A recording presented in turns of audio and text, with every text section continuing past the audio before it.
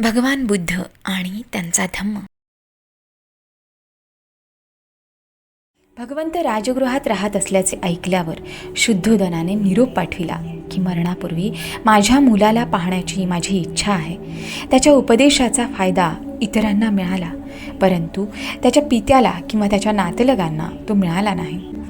तथागतांनी आपल्या पित्याची विनंती मान्य केली आणि आपल्या बऱ्याच शिष्यांसह ते पित्याच्या घरी जायला निघाले. आपला मुलगा दुरूनच त्यांना दिसला तेव्हा त्याचे सौंदर्य, गांभीर्य आणि तेज पाहून ते थक्क झाले आणि त्यांचे अंतःकरण अत्यानंदाने भरून तो आनंद व्यक्त करण्यात त्यांना शब्द सापडेनात. त्याला आपल्या मुलाचा अभिमान वाटत होता, तरी आपला थोर पुत्र कधीही आपला वारस होणार नाही या कल्पनेमुळे त्याचा अभिमान लोप पावला. आपला पुत्र बुद्ध याची ती मधुर वाणी ऐकून शुद्धोदन आनंदाने बेहोश झाला आणि आपले हात घट्ट आवळून अश्रुपूर्ण नेत्रांनी तो उद्गारला. हे अद्भुत परिवर्तन आहे. दुःखातिरेक आता नष्ट झाला आहे. घरातून सिद्धार्थ रथात बसून आपल्या सेवकांसह जात असे त्याच नगरात तो आता भिक्षा मागण्यासाठी घरोघर फिरत आहे.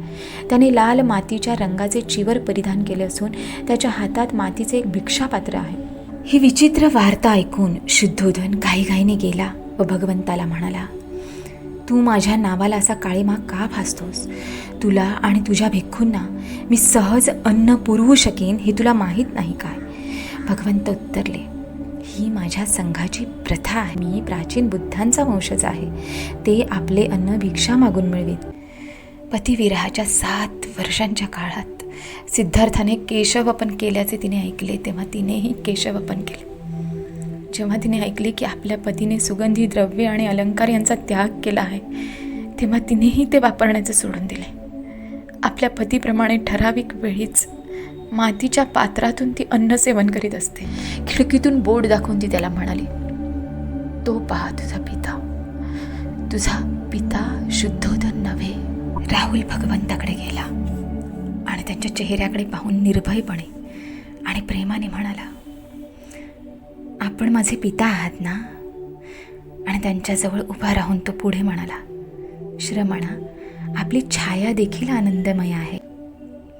सोने, रुपे आणि रत्ने यापैकी माझ्याजवळ काहीही नाही, परंतु आध्यात्मिक धन स्वीकारण्यास तू तयार असशील आणि ते वाहून नेण्या इतका आणि जतन करून ठेवण्या इतका तू समर्थ असशील तर असले धन माझ्याकडे विपुल आहे. राहुल भिक्खू संघात सामील झाल्याचे जेव्हा शुद्धोदनाने ऐकले तेव्हा त्याला अतिशय दुःख झाले. शाक्यांनी केलेले स्वागत.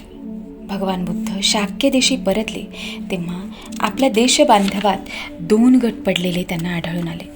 एक त्यांच्या बाजूने होता आणि दुसरा त्यांच्या विरुद्ध.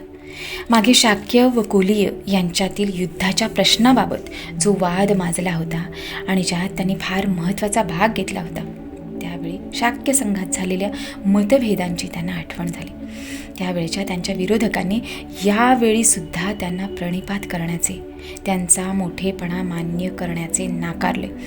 त्यांना अनुकूल असलेल्यांनी त्यांच्या अनुयायी वर्गात सामील होण्यासाठी प्रत्येक कुटुंबातून एक मुलगा अर्पण करण्याचे अगोदरच ठरविले होते. त्यांनी आता भगवंताच्या संघात प्रवेश करण्याचे आणि ते राजगृहाला परतताना त्यांच्याबरोबर जाण्याचे ठरविले. ज्या कुटुंबांनी एक मुलगा संघाला अर्पण करण्याचे ठरविले होते त्यात अमितोदनाचे कुटुंब होते. अमितोदनाला 2 मुलगे होते.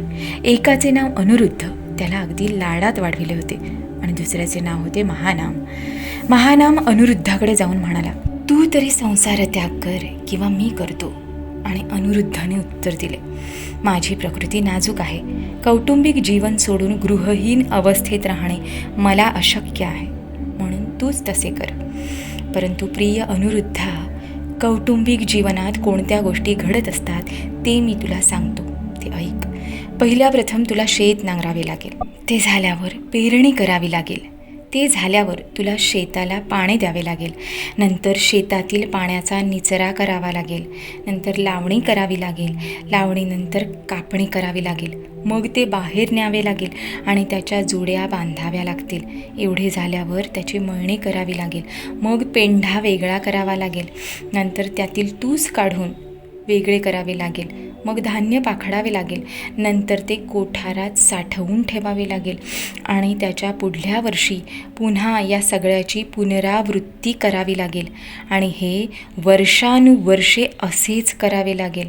हे काम कधीच संपत नाही.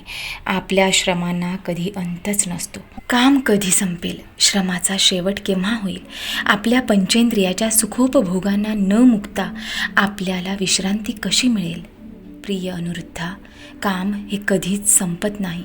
आपल्या श्रमांना कधी अंतच नसतो. मग कौटुंबिक कर्तव्ये करण्याचा विचार तू कर. मीच कौटुंबिक जीवन सोडून गृहहीन अवस्थेत राहण्यास जातो, अनुरुद्ध म्हणाला.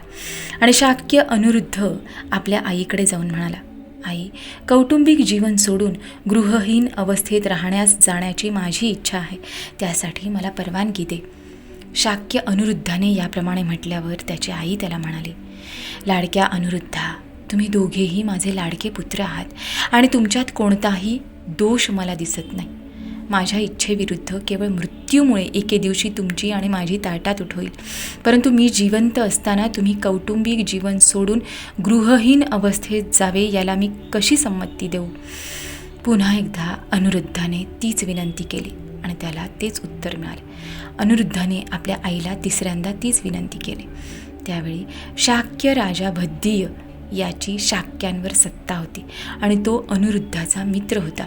त्यामुळे राजा संसारत्याग करणार नाही असे वाटून ती अनुरुद्धाला म्हणाली, लाडक्या अनुरुद्धा, जर राजा शाक्य भद्दीय याने संसारत्याग केला तर तूही त्याच्याबरोबर जा. नंतर अनुरुद्ध भद्दीयाकडे गेला आणि त्याला म्हणाला, प्रिय मित्रा, माझ्या संसारत्यागात तुझ्यामुळे अडथळा येतो आहे. मग प्रिय मित्रा, मी तो अडथळा दूर करतो. मी तुझ्याबरोबरच आहे. तुझ्या इच्छेप्रमाणे तू संसारत्याग कर. आपण दोघेही संसार त्याग करूया. प्रिय मित्रा, संसार त्याग करण्यास मी असमर्थ आहे. तू दुसरे काहीही करावयास मला सांगितले तरी मी ते करेन. तू एकटाच संसार त्याग कर. भद्दीय म्हणाला, जर तू संसार त्याग केलास तरच मीही करावा असे आईने सांगितले आहे आणि तूही आत्ताच म्हणालास की जर तुझ्या संसार त्यागास माझ्यामुळे अडथळा येत असेल तर तो अडथळा दूर करतो. मी देखील संसार त्यागास तुझ्या इच्छेप्रमाणे तुझ्याबरोबर आहे. म्हणून प्रिय मित्रा, आपण दोघेही संसार त्याग करूया. शाक्य राजा भद्दीय अनुरुद्धाला म्हणाला, 7 वर्षे थांब. 7 वर्षानंतर आपण बरोबरच संसार त्याग करू. 7 वर्षे हा फार दीर्घ काळ आहे. मी 7 वर्षे थांबू शकत नाही. भद्दीयाने ती मुदत 6 वर्षांवर आणली आणि क्रमाक्रमाने ती 1 वर्षावर आणली. मग 7 महिन्यांवर आणि क्रमाक्रमाने ती 1 महिन्यावर आणि मग 1 पंधरवड्यावर आणली. प्रत्येक वेळी अनुरुद्ध म्हणाला, इतका दीर्घकाळ मी थांबू शकत नाही. मग राजा म्हणाला, मित्रा, माझ्या पुत्रावर व भावांवर राज्य सोपवीपर्यंत 7 दिवस थांब. 7 दिवस म्हणजे काही फार नव्हेत. तितका वेळ थांबण्यास मी तयार आहे. अनुरुद्धाकडून त्याला उत्तर मिळाले. याप्रमाणे शाक्य राजा भद्दीय, अनुरुद्ध, आनंद, भगू, किंबिल आणि देवदत्त हे पूर्वी जसे क्रीडोद्यानावर चतुरंग सेनेसह मिळून जात असत तसे यावेळीही चतुरंग सेनेसह ते 6 जण आणि त्यांच्याबरोबर उपाली नावाचा न्हावी असे सगळे मिळून 7 जण बाहेर पडले. काही अंतर चालून गेल्यानंतर त्यांनी आपल्या सेनेला परत पाठवले आणि शेजारच्या जनपदात त्यांनी प्रवेश केला.